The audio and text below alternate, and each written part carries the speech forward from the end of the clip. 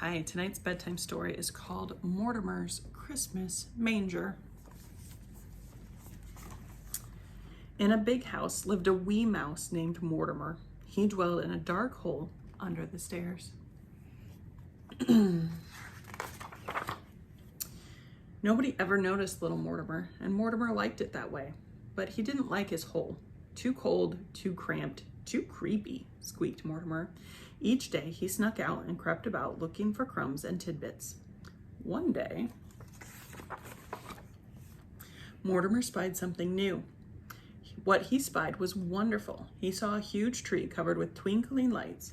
Nestled on top was a bright, shining star. But something even better than the tree itself sat next to it on the table.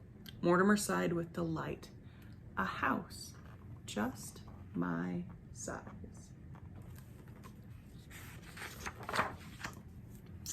But the house was so high and Mortimer was so low. I'll climb up the tree, said Mortimer. It'd make a perfect ladder for a mouse. Up, up, up, Mortimer climbed. Down, down, down, the ornaments crashed. Finally, he reached the table. Perfect, said Mortimer. Not cold, not cramped, not creepy, cozy. But who are you? Mortimer had never seen people so small, almost as small as himself.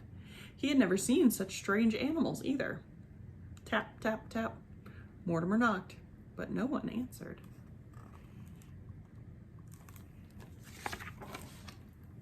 Tap, tap, tap. No one moved an inch.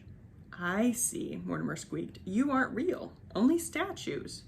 And so Mortimer lugged and Mortimer tugged. One by one, he dragged the statues out.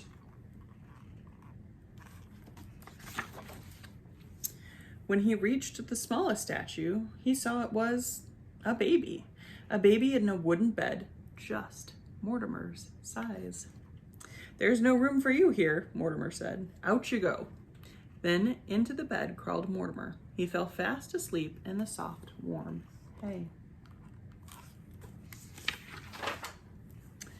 The next day, as Mortimer crept about, he found good things to eat, cookie crumbs, fruitcake morsels, and spicy peppermint candy. But when Mortimer scampered back up to his new home, the statues were set up again. No, no, no, Mortimer squeaked. This won't do. There's no room for me. And so Mortimer lugged and Mortimer tugged until all the statues were out. And stay out, he said. Then into bed crawled Mortimer. He fell fast asleep in the soft, warm hay. But each day, while Mortimer scurried about, the statues were set up again, and Mortimer always lugged and tugged them back out. Then one day, Mortimer set out and saw big people gathered around the tree. He couldn't go out there, so he hid among the statues. A man started talking. Mortimer listened, and what he heard was wonderful. Since it's Christmas Eve, I shall tell the Christmas story, said the man. A long time ago, in a little town called Bethlehem, Mortimer heard about people named Joseph and Mary and a bright shining star. He heard about shepherds watching their flocks by night and traveling wise men. The man continued, and there was no room for them in the inn. Then Mortimer heard about a baby who was born in a stable and had no real bed but slept in a wooden manger, a baby born to save the world. And his name shall be called Jesus, said the man. Mortimer looked at the bright, shining star on the tree. He looked at his new home, and at his new bed. He looked at the statues. Last of all, he looked at the baby. I see, sighed Mortimer. You aren't just any statue. You are a statue of Jesus. Mortimer sniffed. Mortimer snuffled. A tear rolled down his furry cheek. There was no room for you in the inn, but I know where there is room, he said. And so Mortimer lugged and Mortimer tugged. Soon he dragged all the statues back to where they belonged. Last of all, he laid the baby in the manger. This belongs to you, he said. Mortimer smiled. You look warm and cozy now.